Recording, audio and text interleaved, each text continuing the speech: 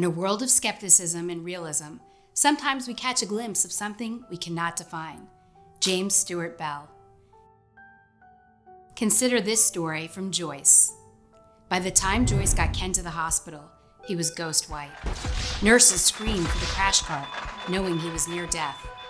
Doctors told her that Ken was bleeding internally and that intravenous transfusions were barely keeping pace with his blood loss. Hours later, a nurse sent Karen home, where she managed to doze off. Suddenly, a frightening dream woke her. She was in a hospital room filled with floor-to-ceiling mist. Karen could see Ken slowly sliding through the misty wall, and she knew if he went through, he would die. She grabbed his arm, putting one hand above his elbow and the other just below it. She was tugging with all her might, but was losing him to the mist. Karen pulled one last time, and he was free. The dream was so real.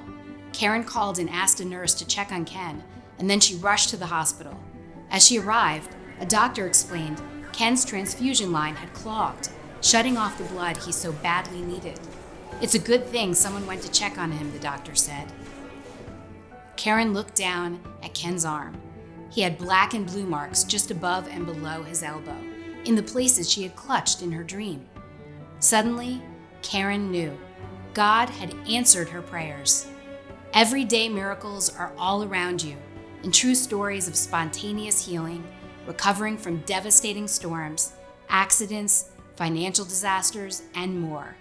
This is just a small sample of the awe-inspiring true stories you'll find in Guideposts. Miracles do happen.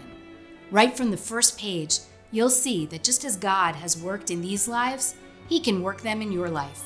Your faith will explode and expand. Now's the time to seek God, believe in Him, and prepare yourself, for miracles do happen, and they can happen to you.